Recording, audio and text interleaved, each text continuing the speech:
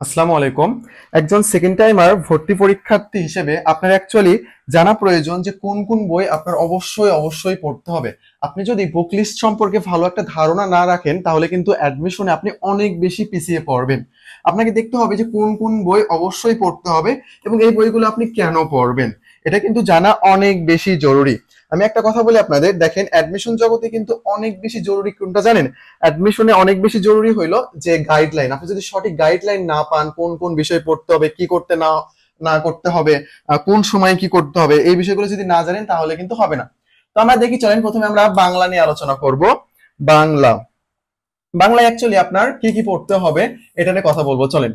আমাদের যে class slide রয়েছে এই বিষয়টা আপনাকে অনেক ভালোভাবে পড়তে হবে। ক্লাস স্লাইড যেটা রয়েছে, ক্লাস স্লাইড মেইন বিষয় হলো কি জানেন? এখানে আমাদের ক্লাস নেওয়া হয়, টেক্সচুয়াল বুক যেটা রয়েছে সেটার গুরুত্বপূর্ণ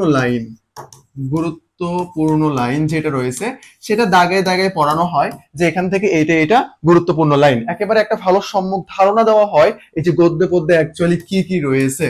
তো এটা কিন্তু আমাদের অনেক বেশি জরুরি। তারপরে আমাদের দ্বিতীয় পত্র যেটা রয়েছে সেটা একেবারে ডিরেক্ট 9-10 এর যে বইটা রয়েছে সেখান থেকে পড়ানো হয়। আর আমরা জানি চাকরির পরীক্ষায় বলেন আর ভর্তি পরীক্ষায় বলেন, এখানে কিন্তু 9-10 এর যে ওল্ড এডিশন যে বইটা রয়েছে আমাদের বাংলা দ্বিতীয় পত্র, এখান থেকে কিন্তু কোশ্চেন করা হয়ে থাকে। এখানকার যে উদাহরণগুলো এগুলোই কিন্তু প্রশ্নে পরীক্ষায় আসে আর কি।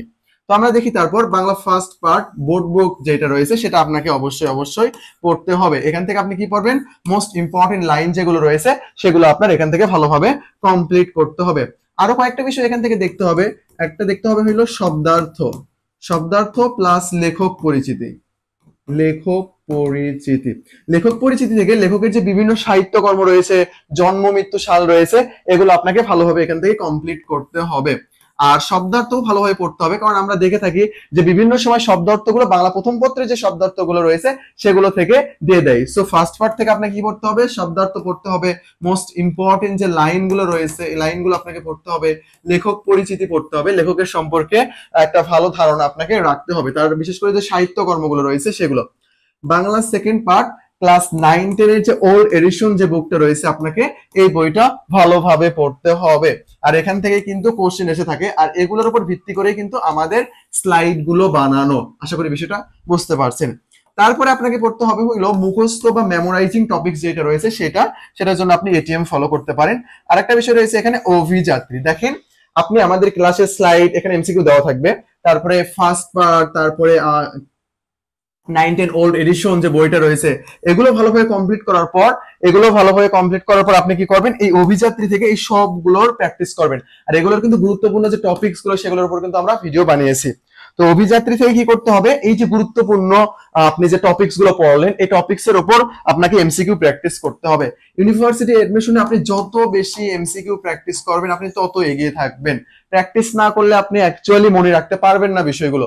মানুষ কিন্তু কিছুদিন পরে এগুলো ভুলে যায়। সো সাধারণ জ্ঞান বলেন, বাংলা বলেন, ইংলিশ বলেন, সবগুলো আপনাকে প্র্যাকটিসের মধ্যে রাখতে হবে। আশা করি আপনি বিষয়টা বুঝতে পেরেছেন। তো কি করবেন তাহলে? এই টপিকস গুলো পড়া হয়ে গেলে অভিযাত্রী থেকে ভালোভাবে কমপ্লিট করবেন। এটিএম যেটা রয়েছে সেখান থেকে মুখস্থ টপিকস গুলো পড়ে নেবেন, তাহলেই হয়ে যাবে। তো আমি একটু এখানে টপিকস গুলো দেওয়া আছে সেটা নিয়ে একটু আলোচনা করি, চলেন। বাংলা প্রথম পত্র যেটা রয়েছে এটা ভালোভাবে আগে শেষ করবেন। শর্ট সিলেবাস পড়ার পর সময় আপনার হাতে থাকলে ভালো হবে, আপনি ফুল সিলেবাসের দিকে নজর দেবেন। এখানে দাগ দেওয়া আছে শর্ট সিলেবাসের গুলো। তারপরে সেখান থেকে কি পড়তে হবে? আপনার লেখক পরিচিতি, শব্দার্থ, পাঠ পরিচিতি। অনেক সময় আসে যে পাঠ, এই পাঠের অ্যাকচুয়ালি মূল ভাবটা কি, এই পাঠ পরিচিতি পড়ার মাধ্যমে আপনি বিষয়টা বুঝতে পারবেন। তারপরে বাংলা লিটারেচার অ্যাকচুয়ালি এই যে লেখক পরিচিতি যেটা রয়েছে তার যে বিভিন্ন সাহিত্যকর্ম এগুলোর মধ্যে পড়ে যায়, এবং এটা ভালোভাবে কমপ্লিট করার জন্য আপনার কি করতে হবে? বিসিএস কোশ্চেন ব্যাংক যেটা রয়েছে সেখানকার যে লিটারেচার প্রশ্নটা রয়েছে বাংলার সেগুলো একটু ভালোভাবে দেখে নেবেন, তাহলেই হয়ে যাবে এখান থেকে। তারপরে ইংরেজির একটু কথা বলি আমরা। আজকে মেইনলি কিন্তু আমি আপনাদেরকে বুক লিস্ট যেটা রয়েছে সেটাই দেখাচ্ছি। আর আগে কিন্তু আমি বাংলা নিয়ে এটার উপর ভিডিও বানিয়েছি। সো বাংলা যে ভিডিওটা বানাইছি চ্যানেলে কিন্তু আছে, ওখান থেকে দেখে নিন। আচ্ছা, তারপরে ইংলিশের জন্য অ্যাকচুয়ালি আমাদের কি কি পড়তে হবে? আমাদের স্পেশাল যে হ্যান্ড নোট রয়েছে সেটা বা ক্লিফ টোপেলস ফলো করতে পারেন। আমাদের স্পেশাল হ্যান্ড নোট বিভিন্ন ইম্পর্টেন্ট যে গ্রামার টপিকস রয়েছে তার উপর ভিত্তি করে বানানো হয়েছে এটা। আমাদের বেসিক ক্লাসের স্লাইড যেটা এটা আলাদা, হ্যান্ড নোট আলাদা, এই দুইটা বিষয় একটু খেয়াল রাখবেন। তারপরে মাস্টার গ্রামার, এবং আপনার যদি আরো বেশি ইচ্ছা থাকে তাহলে টেক্সট প্যানাসিয়া যে বইটা সেইটা ফলো করতে পারেন। এখানে বিভিন্ন ধরনের যে ওয়ার্ড মিনিং দেওয়া আছে, শব্দ অর্থ, বিশেষ করে সিনোনিম অ্যান্টোনিম, এগুলো অনেক বেশি গুরুত্বপূর্ণ। আপনার মাস্টার গ্রামার যেটা এটা লাগবে, অ্যাডমিশন জগতে এই বইটা অনেক বেশি সেরা, এই মাস্টার গ্রামার। দেখেন এই যে আমরা গুরুত্বপূর্ণ যে টপিকস গুলো দিয়েছি, এই টপিকস গুলো পড়ার পর আপনার প্রচুর কি করতে হবে, এমসিকিউ প্র্যাকটিস করতে হবে। এমসিকিউ প্র্যাকটিস আপনি কই থেকে করবেন, এই মাস্টার গ্রামার যেটা রয়েছে এখানে কিন্তু হিউজ পরিমাণ বিগত প্রশ্ন দেওয়া আছে, এই বিগত প্রশ্নগুলো আপনি এখান থেকে সুন্দর করে সলভ করে নেবেন। আশা করি আপনারা বিষয়টা বুঝতে পারছেন। তারপর দেখেন এই যে আমাদের ইংলিশের জন্য 10টা বেসিক ক্লাস, এটা ফ্রি। এটা জাস্ট কি করতে হবে, আমাদের চ্যানেলটা সাবস্ক্রাইব করে এই হোয়াটসঅ্যাপ নাম্বারে নক দিতে হবে, তাহলে দিয়ে দেওয়া হবে। দেখেন এখানে parts of speech, noun, pronoun, verb, tense, voice change, simple, complex, compound, narration, degree, সবগুলো কিন্তু অনেক অনেক বেশি গুরুত্বপূর্ণ। এগুলো টপিকস যদি আপনি ভালোভাবে কমপ্লিট করেন তাহলে এখান থেকে আপনি 5-6টা কোশ্চেন কমন পেয়ে যাবেন।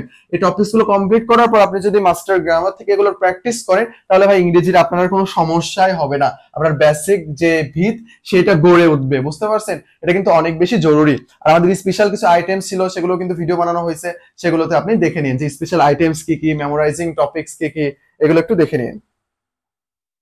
আচ্ছা, আপনারা ইতিমধ্যে জানেন যে আমাদের কিন্তু 3টা ব্যাচ শুরু হয়ে যাচ্ছে, ঢাকা ইউনিভার্সিটি ফাউন্ডেশন 1, সেকেন্ড টাইমের ফাউন্ডেশন 2, আর বিউপি এফএডাবলএস এফট্রিপলএস ফাউন্ডেশন 1।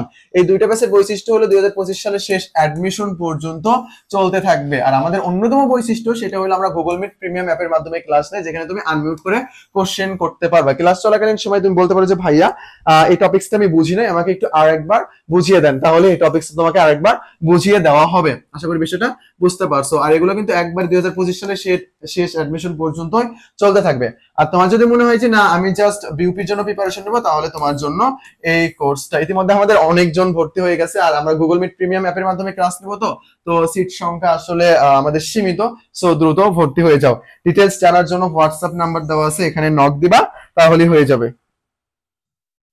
আর তুমি যদি ডিরেক্ট আমাদের সিটটা কনফার্ম করতে চাও তাহলে কি করতে হবে, এই যে নাম্বার দেওয়া আছে, রকেট, নগদ বা বিকাশে ক্যাশ ইন বা সেন্ড মানি করে তুমি এখানে সরাসরি একবারে ভর্তি হয়ে যেতে পারো। যদি মনে করো যে না আমি আরো জানতে চাই ব্যাচ সম্পর্কে, তাহলে এটাই হইলো হোয়াটসঅ্যাপ নাম্বার, এই নাম্বারে জাস্ট নক দিবা, তাহলে তোমাকে আরো ডিটেলস জানানো হবে।